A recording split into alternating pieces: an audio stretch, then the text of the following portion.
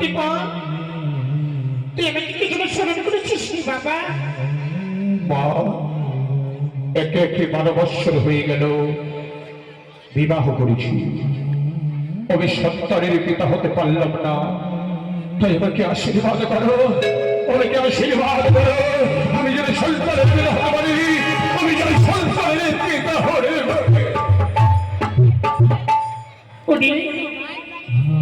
আমি কি জগৎজননীর মা, সন্তানের দুঃখ বেদনা যাতনা আমি সহ্য করতে পারি বাবা।